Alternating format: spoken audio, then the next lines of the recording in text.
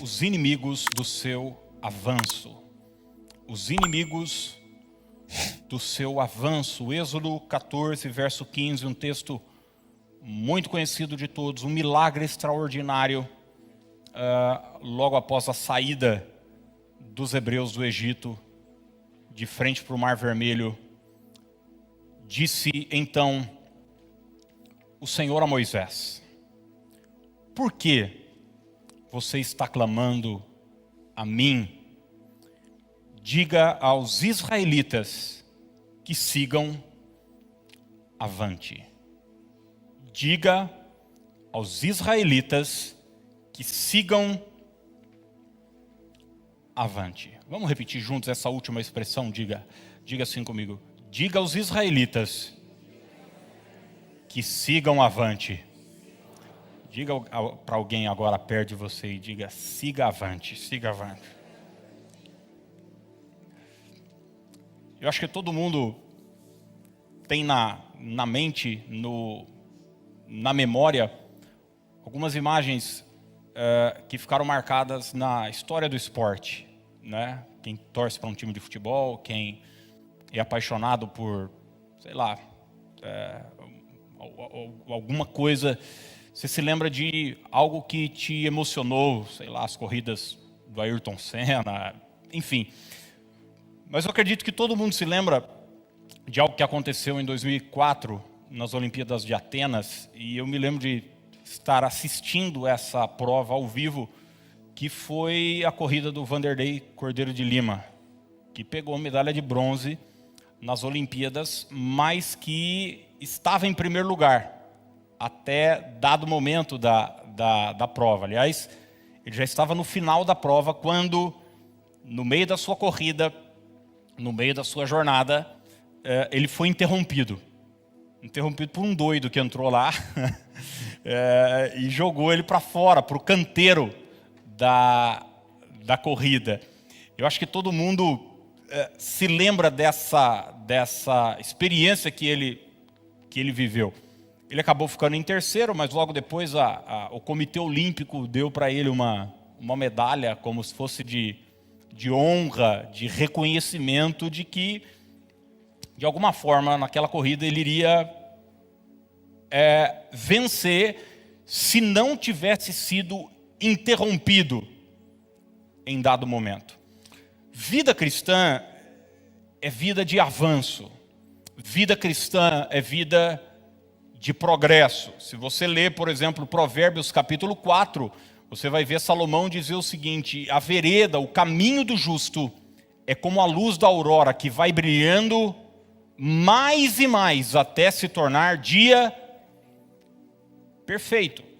Você vai ver Jesus andando pelas praias da Galileia e chamando pessoas para segui-lo, para irem atrás dele, para caminharem, porque essa é a realidade da vida cristã. Deuteronômio capítulo 1, versos 6 e 7, o texto diz o seguinte: o Senhor, o nosso Deus, disse-nos em Horebe: vocês já ficaram bastante tempo nesta montanha, levantem acampamento e avancem.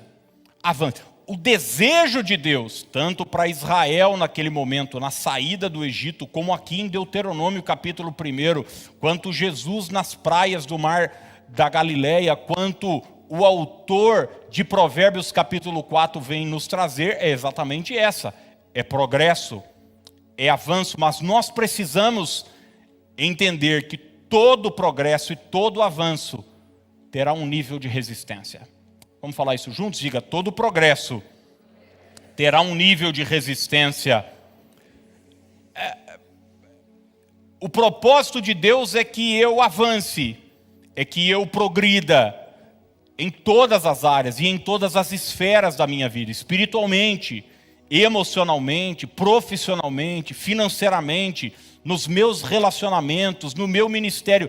Deus quer me ver avançando, crescendo, progredindo, mas é um erro e uma infantilidade eu pensar que isso acontecerá apenas por um decreto divino. Não, existirá uma resistência por parte do inimigo, existirá uma resistência por N questões e eu precisarei lidar com elas. Todo avanço enfrentará um nível de resistência. São como cordas que vão tentar me segurar, que vão tentar impedir a minha jornada, o meu crescimento e o meu avanço. E hoje pela manhã eu anotei 3 dessas questões, dessas resistências que vão tentar te impedir, que vão tentar me impedir de avançar. Eu não sei aqui, mas eu hoje estou disposto a avançar, sim ou não?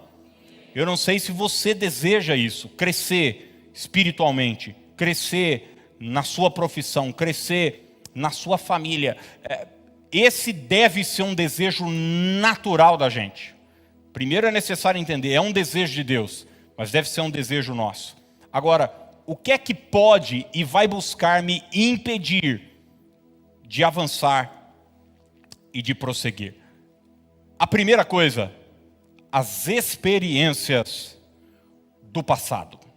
As experiências do passado. Se existe um fator que vai tentar barrar a minha jornada, barrar o meu progresso, impedir a minha caminhada, são as experiências do passado. Tem um ditado popular, não vai dizer que eu falei que isso é um versículo hoje, pelo amor de Deus, senão você vai me comprometer, que diz que cachorro mordido de cobra tem medo de linguiça.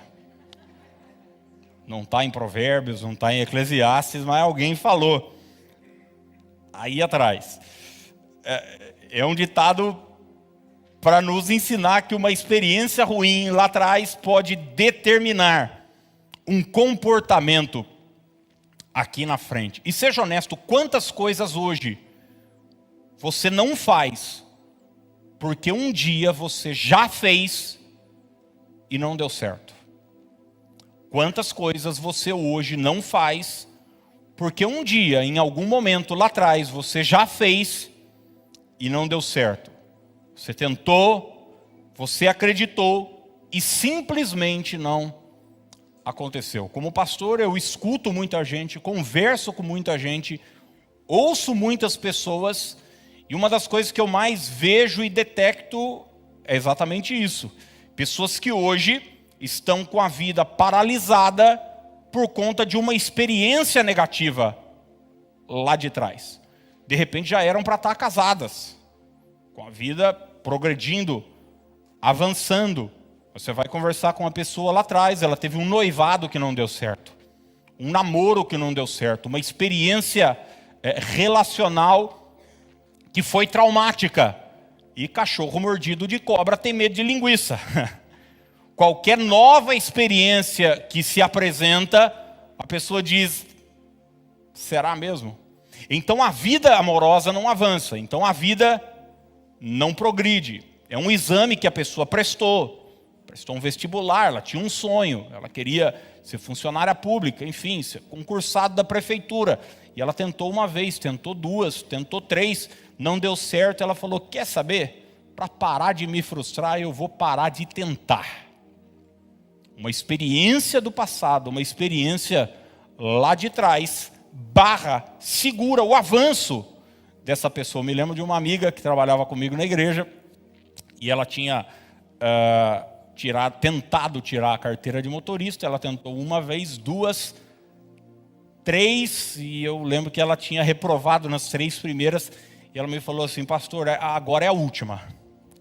Agora, se eu não passar dessa vez, quer dizer, eu vou me contentar, vou ficar sem dirigir pro resto da minha vida, mas eu não vou tentar mais uma vez, porque eu não quero me frustrar, eu fico nervosa, eu fico chateada. Graças a Deus ela conseguiu. Mas quantos já param na primeira? Ou quantos nem tentam? Um vício que lá atrás você tentou superar. Você era alcoólatra, usuário de drogas, enfim, mergulhado em pornografia, e você tentou superar aquilo 1 vez, 2 vezes, 3 vezes, e daí você não conseguiu. Aquilo de alguma forma te venceu. E você hoje pensa o seguinte, eu vou ter que lidar com isso, eu vou ter que conviver com isso, uma experiência ruim lá de trás, te segura, te amarra, te prende. Eu acho lindo a primeira vez que Jesus se encontra com Pedro, ali nas margens do mar da Galileia. E Jesus está andando, você sabe, Pedro é um pescador, e Pedro passou a noite no mar, pescando, e volta para o mar, e Jesus se encontra com Pedro lavando as redes. E Jesus então começa a pregar ali no barco de Pedro, e ele diz para Pedro o seguinte: olha, volte para o mar. Eu não sei se você sabe, mas o momento ideal para a pesca é na madrugada. E é na madrugada que Pedro passou a noite toda pescando. E Jesus diz para Pedro em Lucas 5, faze-te ao largo e lance as redes no mar. E olha o que o verso 5 do capítulo 5 de Lucas vai nos dizer. Simão respondeu: mestre, trabalhamos duro a noite toda e não pegamos nada. Essa tinha sido a experiência de Pedro, uma experiência negativa. Ele diz: eu trabalhei a noite toda e o resultado do meu trabalho foi nada. Eu fiz tudo, mas eu não recebi nada. O texto segue: mas, você pode repetir isso comigo? Diga mas por ser o Senhor quem nos pede, vou lançar as redes novamente. Quantos param na primeira parte desse versículo? Recebem uma ordem divina, recebem uma palavra divina, como estão recebendo hoje pela manhã. Avance, progrida, vá em frente, dê mais um passo, marche, não pare nessa montanha, não pare diante desse mar, siga Jesus. E você diz: eu já tentei e não consegui. Pedro disse isso para Jesus: eu já fui, não deu certo. Mas ele não para aí, ele diz: mas tem uma coisa, sob tua palavra, porque é o Senhor quem está me pedindo, eu vou voltar e eu vou lançar as minhas redes. E se você seguir lendo o texto de Lucas capítulo 5, você vai descobrir que esse texto é conhecido como a pesca maravilhosa. Porque quando Pedro, ouvindo a ordem de Jesus, lança as redes, a Bíblia diz que as redes quase estouraram. Ele precisou chamar outros barcos, e os barcos quase afundaram, tamanha a quantidade de peixes. Eu quero dizer para você hoje, pela manhã, que tem enfrentado um nível forte de resistência. Você tentou e não conseguiu, você lançou suas redes, você trabalhou, você acreditou e o resultado foi nada. Eu quero dizer para você que existe algo maravilhoso da parte de Deus no seu futuro. Existe uma pesca maravilhosa. Deus sabe aonde os peixes estão. Mas a pergunta que eu faço para você é o seguinte: você será capaz de acreditar e tentar mais uma vez? Ou você vai se permitir ficar preso àquilo que não deu certo? Eu creio que existem relacionamentos de Deus preparados para você, mas o trauma e a experiência negativa do passado está tentando te prender. Quantas pessoas eu ouço: pastor, eu já tentei, eu não vou me frustrar mais uma vez, eu fui traído. E às vezes foi um namoro, aos 16, aos 17 anos. E eu já disse para algumas pessoas, falei: seja bem-vindo ao clube, eu também já tomei balão. Também tentei, não deu certo. Eu também fui algumas vezes para o altar pregar e não saiu nada. Enfim, as experiências negativas existem. Olha o que essa mulher anônima viveu em Mateus capítulo 5, a partir do verso 25. No meio da multidão, estava uma mulher que havia 12 anos sofria de hemorragia. Tinha passado por muitas dificuldades na mão de vários médicos, e ao longo dos anos, guarde essa expressão, ao longo dos anos, gastou tudo que possuía sem melhorar. Na verdade, havia o quê? Piorado. Essa é a experiência dessa mulher ao longo de 12 anos, gente. Tentativa e frustração. Tentativa e frustração. Tendo ouvido falar de Jesus, aproximou-se por trás dele no meio da multidão e tocou o seu manto, pois pensava. Em outra versão diz, pois dizia consigo mesma, se eu apenas tocar o seu manto, serei curada.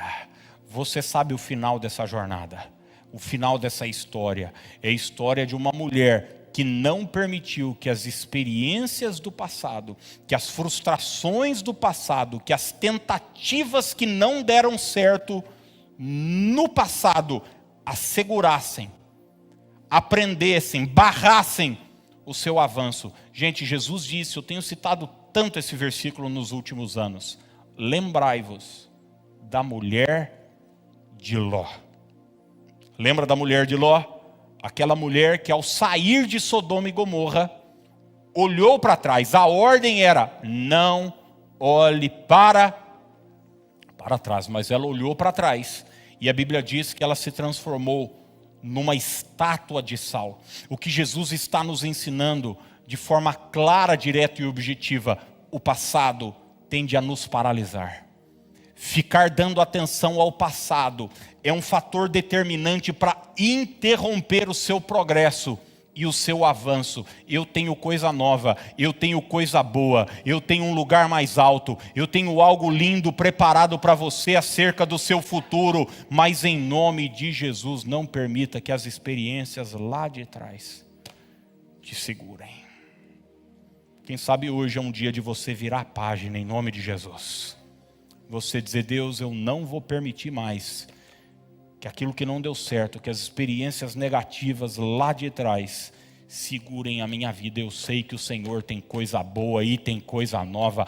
Paulo disse o seguinte, eu esqueço das coisas que para trás ficaram e eu avanço e prossigo para as coisas que estão diante de mim. Eu prossigo para o alvo, para o prêmio da soberana vocação. Se eu abrir aqui o altar e o testemunho, para testemunho, aliás, para testemunho, eu acho que todos nós temos uma história triste para contar. Uma experiência que não deu certo. Você já viu testemunho ou não? Você já viu roda de amigos, roda de amigas, quando um começa a contar uma desgraça, o outro conta a outra, e daí fica aquele campeonato de quem já sofreu mais. Porque todos nós temos experiências negativas. A questão é a seguinte, nós vamos permitir que essas experiências nos segurem como cordas, ou nós vamos romper com essas experiências e dizer o seguinte, eu vou viver tudo aquilo que o meu Deus preparou para a minha vida. Segundo lugar, segundo inimigo, que vai tentar barrar e impedir o seu progresso, são as limitações do presente. Em primeiro lugar, as experiências do passado. Em segundo lugar, as limitações do presente. Gente, todos nós já buscamos avançar e estamos tentando avançar e temos que lidar com as limitações da vida. O que é isso? De forma prática, direta e objetiva, uma limitação é algo que diz para mim e para você o seguinte, daqui você não pode passar. Isso é um limite. Você vai numa pista, você vê limite de município. Você está numa estrada, você vê limite de velocidade. Um limite é algo que me diz e te diz o seguinte, olha, é até aqui. Daqui você não vai. E a gente tem que lidar com isso o tempo todo na vida. Você quer abrir um negócio. Fala, poxa, Deus tem mais para mim. Está trabalhando como empregado, funcionário. Enfim, você quer abrir seu consultório, seu salão de beleza. Você quer começar um novo negócio, quer vender doce. enfim, que abriu uma empresa, que abriu um aplicativo pela internet, tem um sonho. Aí você fala, pô, legal, vou começar. Uma das coisas que você vai ter que lidar é o quê? Com as limitações. Você não tem dinheiro para isso. Talvez você não tenha os relacionamentos necessários para isso. Talvez você não domine um outro idioma. E daí você se sente barrado. Quantas abriu uma vaga numa empresa, você diz, eu quero, vai ser bom para mim, vou ganhar mais dinheiro. Mas daí tem lá, precisa falar inglês e mandarim. Você diz, puxa, verbo to be eu domino, mas mandarim não dá. Mas é um requisito e você tem essa limitação. Você sonha em ter um filho, mas os exames estão te limitando e dizendo para você o seguinte, você não pode engravidar, você não pode ter filho. Você quer ter uma vida cristã plena, mas o pecado, relacionamentos, amizades vão tentar barrar o seu avanço, o seu progresso. Mas entenda de uma vez por todas, gente, porque quando a gente tem que lidar com o limite, é uma coisa frustrante. Seja honesto. Você fala, você quer uma coisa, mas não tem dinheiro e não tem quem te ajude. Você precisa entender algo. Todos os grandes homens de Deus tiveram que lidar com limitações. A gente às vezes olha para pessoas que avançaram, que progrediram, que conquistaram grandes coisas, e a gente imaturamente olha e diz o seguinte, pô, fulano nasceu virado para a lua. Tudo na vida dos outros dá certo. Parece que na minha vida as coisas sempre são mais difíceis, mas não é verdade. Todo mundo tem que lidar com limitações. Talvez não sejam as suas limitações, mas sejam as limitações dele. Entende o que eu estou dizendo ou não? Só muda de endereço, mas as limitações são... Enfim, Moisés, quando foi chamado por Deus ali na sarça, você vai ler Êxodo capítulo 3 e 4, depois se você quiser ver em casa, você olha a biografia de Moisés, você diz, cara, o que é isso? Como é que pode um cara fazer grandes coisas como Moisés fez? Mas daí talvez você não conheça a história toda, ou o que está por trás da história. Deus chama Moisés da sarça e Moisés falou, pô, legal, ainda bem que você me encontrou aqui, já estava na hora de eu ser reconhecido. Eis-me aqui. Foi assim que aconteceu a história, não? Se você ler o capítulo 3 e 4 de Êxodo, sem as lentes da religiosidade, leia no seco. Se você for como eu, você vai ficar com raiva de Moisés. Porque, cara, é Moisés o tempo todo Deus chamando ele e ele apresentando para Deus uma limitação. Ele diz, as pessoas não vão acreditar em mim. Uma limitação relacional. Daí Deus diz, não Moisés, mas eu sou com você. Ele diz o seguinte, mas eu sou pesado de língua. É o tempo todo Deus o chamando, Deus prometendo, Deus dizendo, Moisés, imagina você, gente, um cara com 80 anos de idade. Sabe qual é a biografia dele? Sabe qual é o presente dele? Trabalhava como pastor de ovelhas para o sogro. 80 anos de idade. Eu acho que não é uma boa biografia. Para alguém que nasceu no palácio. Para alguém que nasceu já com uma marca de fazer grandes coisas. Mas ele estava limitado. E Deus estava querendo tirar Moisés desse lugar de limitação e levar Moisés para um ambiente de vitória, de crescimento, de avanço. E é exatamente isso que vai acontecer. Mas antes, Moisés vai precisar lidar com as limitações. Quantas vezes você já se boicotou porque você deu mais lugar à limitação sua pessoal do que a palavra de avanço que Deus liberou sobre a sua vida? Você diz, não, eu não consigo, eu não posso, é maior do que eu. Você vê até, não estou nem falando de uma namorada, a gente normalmente usa isso para uma namorada, um namorado, mas eu estou dizendo para a vida, para a oportunidade, você diz, é muita areia para o meu caminhão. De repente você recebeu uma proposta de promoção no seu trabalho. Você está lá confortável no seu lugarzinho, está ganhando bem, está pagando suas contas. Daí você recebe uma oportunidade. É Deus querendo te puxar para um patamar superior. Levar sua família para um novo nível. Mas daí você diz, não dá, não vou conseguir lidar com isso. As limitações do presente vão tentar barrar, segurar o seu avanço e o seu progresso. É importante você saber o seguinte, porque você fica dizendo para Deus que você é limitado, eu quero dizer para você o seguinte, Ele já sabe que você é limitado.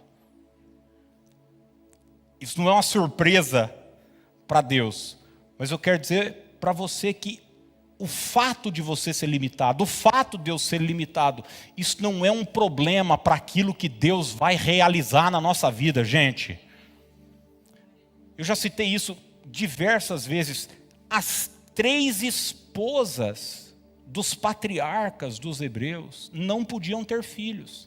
Sara era estéril, Rebeca era estéril, Raquel era estéril. Agora me diga o seguinte, Deus quer começar uma nação. Por que que Ele permite que esses homens se casem com mulheres que não podem ter filhos? Me diga, por quê? Porque Deus sabe que a limitação humana não é um problema para aquilo que Ele vai realizar na nossa vida. Aliás, se você é limitado, você é a pessoa ideal para Deus usar. Paulo tinha uma limitação, que ele chama de espinho na carne. E é interessante que você vai ler esse trecho da Bíblia, Paulo por algumas vezes ora, pedindo para Deus o quê? Remover essa limitação. Dizendo, Deus, faz o seguinte, tira isso de mim, tira essa limitação de mim. E Deus ouviu, atendeu a oração de Paulo? Não. Ô gente, quem orou foi Paulo, hein? Quem orou foi Paulo. Não foi porque Deus disse, não, você está pecando, você está fazendo... Não. Deus simplesmente não removeu a limitação de Paulo. Mas olha a resposta que Deus deu a Paulo. Segundo aos Coríntios, capítulo 12, verso de número 9.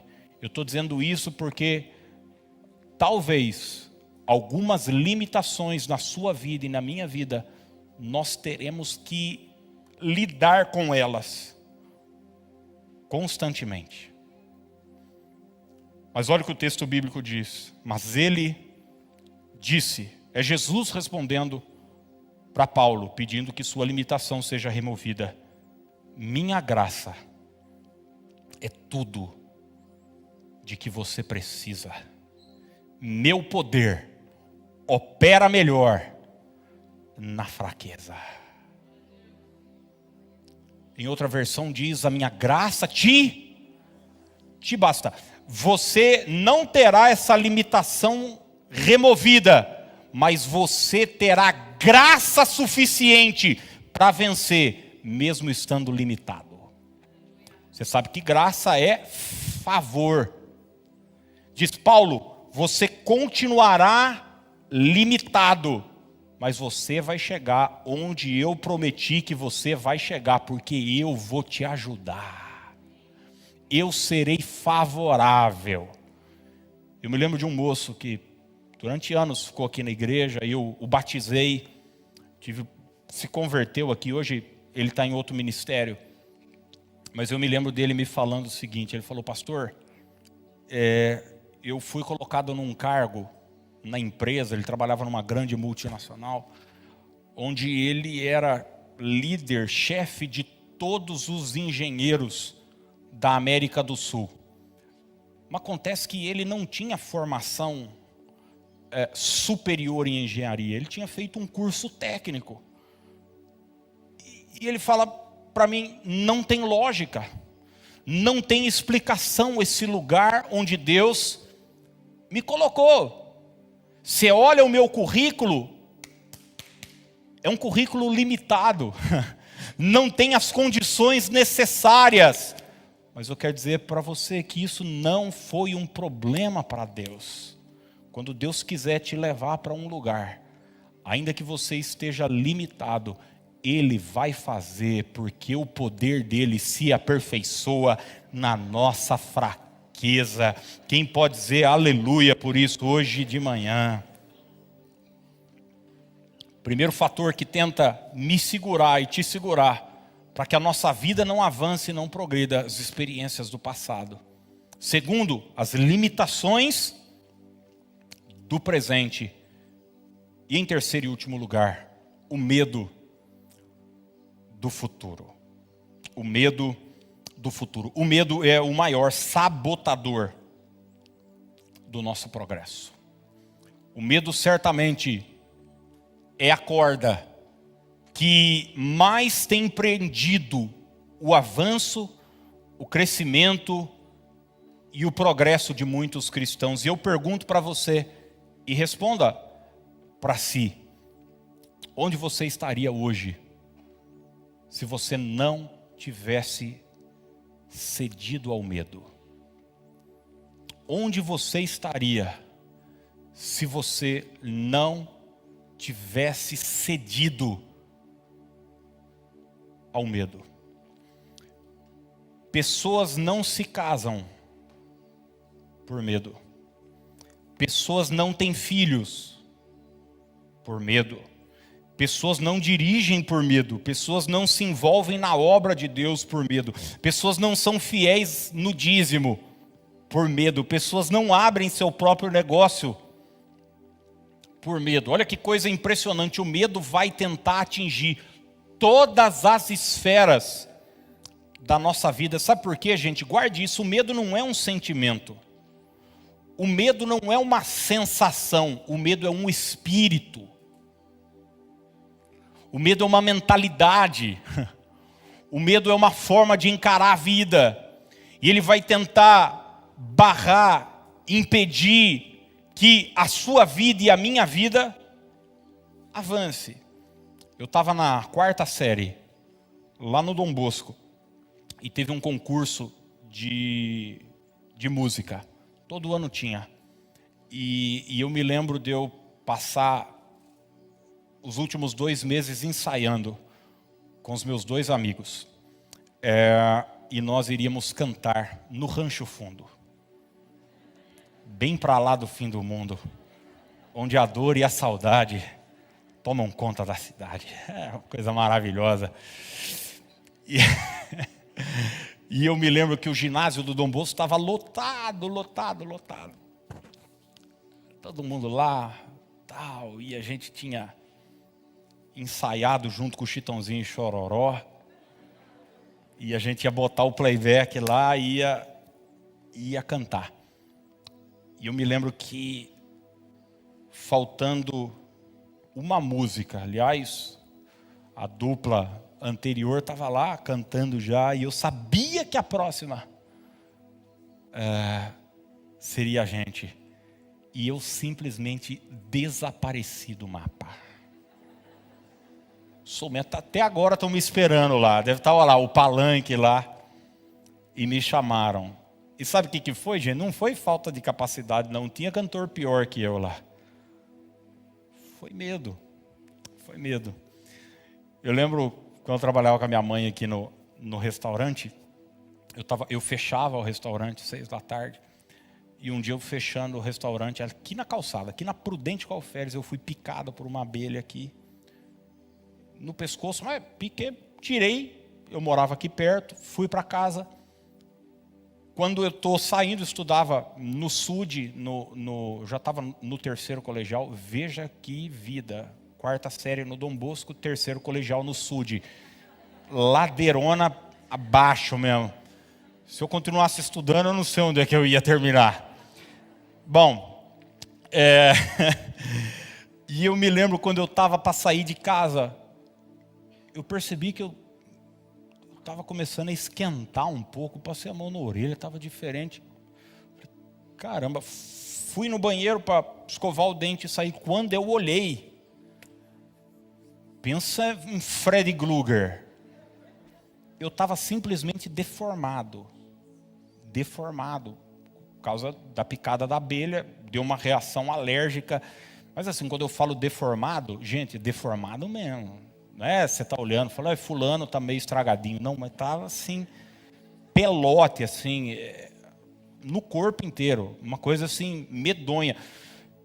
Falei, caramba e tal. Chamei minha mãe. Falei, nossa mãe, preciso fazer alguma coisa. Ela falou, vamos para o hospital, para o pronto-socorro.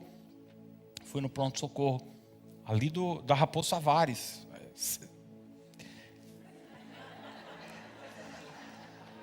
Você vê, né, gente? Você vê como é que estava. Não é brincadeira, não. Tem gente aqui que nem sabe o que é Raposo Tavares. Mas, enfim, morei ali perto, muitos anos. Bom, aí o cara falou, você vai ter que tomar um antialérgico e tal. Beleza, entrei na fila. Quando eu estava na porta, minha mãe falou, eu vou ali buscar um outro remédio ali na farmácia e eu já volto. E eu estou ali. Quando eu vi a enfermeira dando a injeção no cara que estava na minha frente, eu saí correndo. Parecendo o Freddy Krueger mesmo. Falei, eu fico desse jeito pro resto da vida, não tenho problema. Tenho problema nenhum. Olha o que o medo faz com uma pessoa. Impede ela de melhorar, impede ela de cantar, impede ela de crescer, impede ela de avançar, porque, como eu disse, o medo não é um sentimento apenas, o medo é um espírito. E Paulo, escrevendo a Timóteo, diz o seguinte, 2 Timóteo 1,7, um texto conhecido de todos nós, porque Deus não nos tem dado espírito de covardia, mas de poder, de amor e de moderação. A nova tradução linguagem de hoje traz a seguinte tradução do mesmo versículo, pois o Espírito que Deus nos deu não nos torna medrosos. Pelo contrário, o Espírito nos enche de poder e de amor e nos torna prudentes. O medo virá, o medo é uma realidade, mas você não pode impedir que o medo seja essa corda que vai te lançar para frente. Já contei aqui para vocês, eu estava noivo, todos os convites distribuídos para o meu casamento, e 2 semanas antes do meu casamento, eu simplesmente entrei em pânico. Alguém aqui já? Não, só eu. Não era dúvida se a Dani era mulher para mim ou não. A questão é o seguinte, cara, eu não vou dar conta. Eu não vou dar conta, eu não vou conseguir. Eu não vou conseguir sustentar uma casa. Imagina pagar aluguel, pagar conta de água, de luz.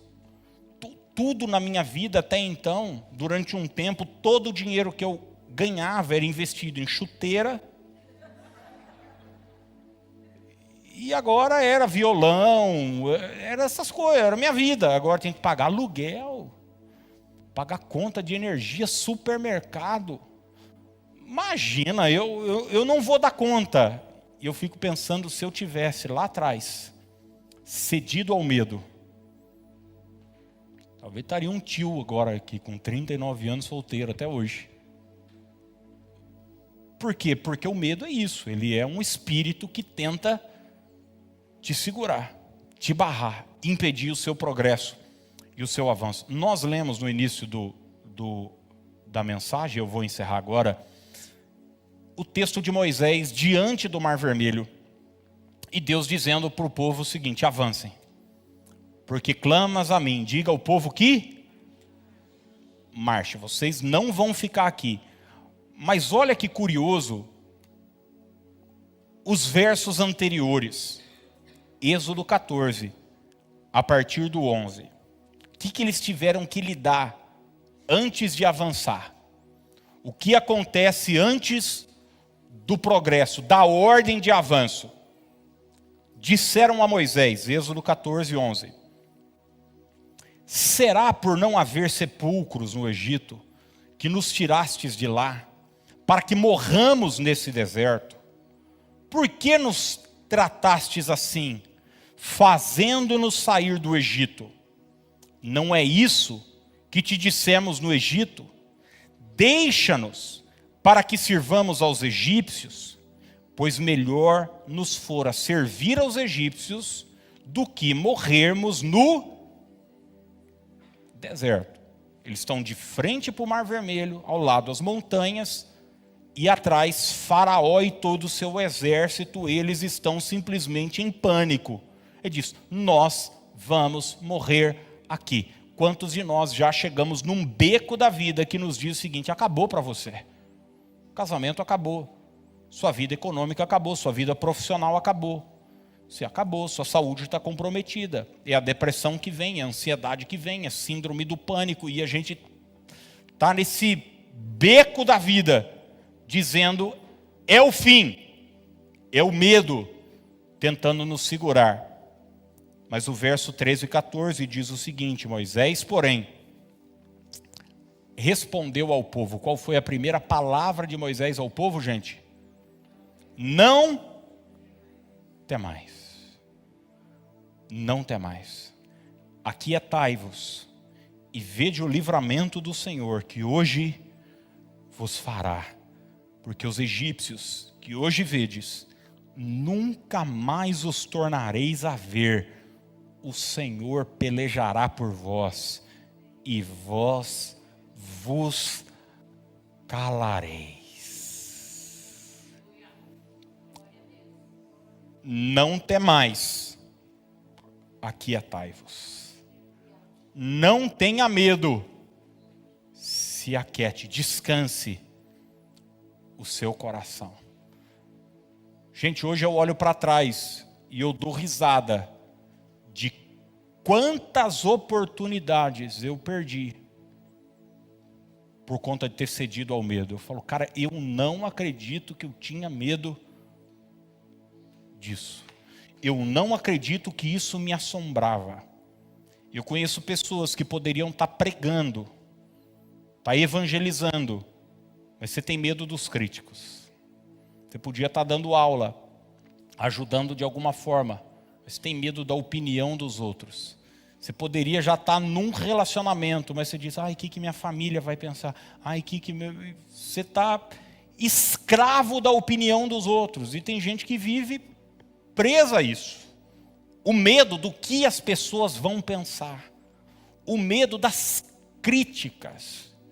Mas hoje, em nome de Jesus Cristo, o Senhor te diz, nesse beco, nesse fronte de batalha, você não precisa ter medo. Aquieta o coração. Você vai experimentar um livramento da parte do Senhor. Só aquieta. Só fica calmo.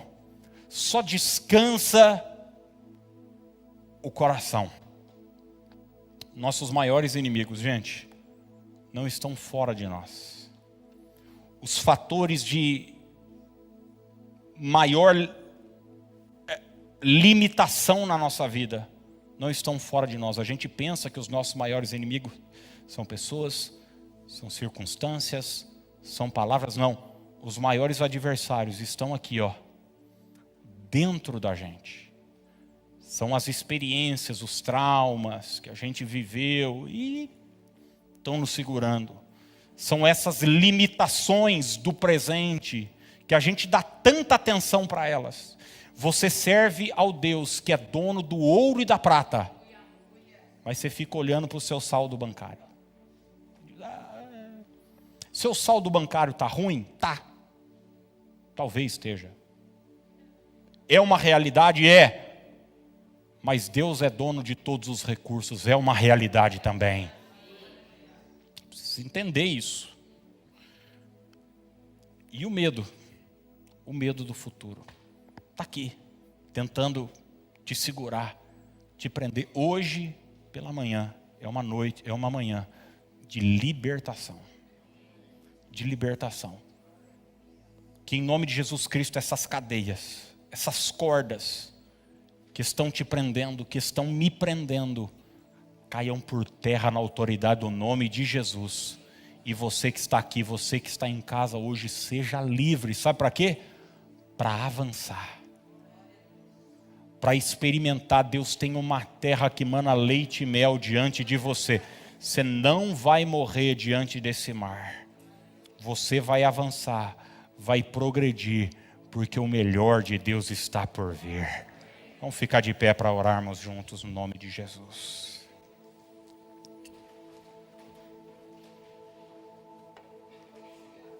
Escolha alguém perto de você aí e diga: Deus quer o teu avanço. Deus quer o teu avanço. Deus quer o teu progresso. Deus quer o teu crescimento. Pastor, eu já tentei e não deu certo. Eu ia falar para você conversar com Abraham Lincoln, mas não vai dar para você conversar, porque ele já morreu. Mas olha a história dele. O cara tentou ser vereador, não deu. Tentou ser deputado estadual, não deu. Tentou ser senador, não deu. Tentou ser governador, não deu. Perdeu a noiva, ficou com depressão, abriu uma empresa, faliu. Foi candidato a vice-presidente dos Estados Unidos, não deu também. A única coisa que deu certo foi quando ele tentou ser presidente. Conversa com o velho do KFC. Eu acho que ele já morreu também.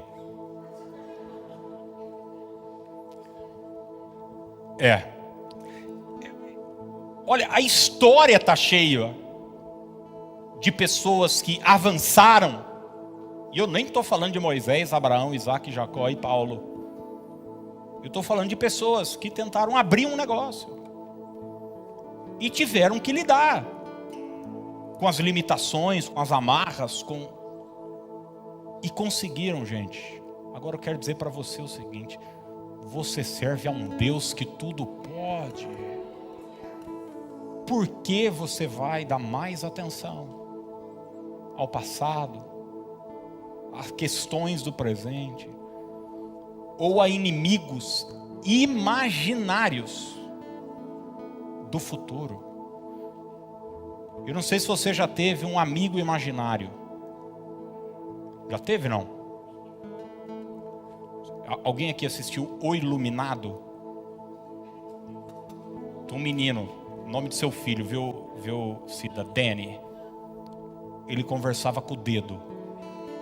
Eu era um menino, só que ele era meio perturbado, muito perturbado. Eu assisti esse filme dezenas de vezes.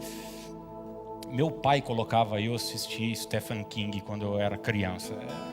Não tem juízo, né? Mas enfim. Ele tinha um amigo imaginário. Muita gente tem inimigos imaginários. Você diz: e o que é que os outros não estão, com todo respeito, os outros não estão nem aí para você.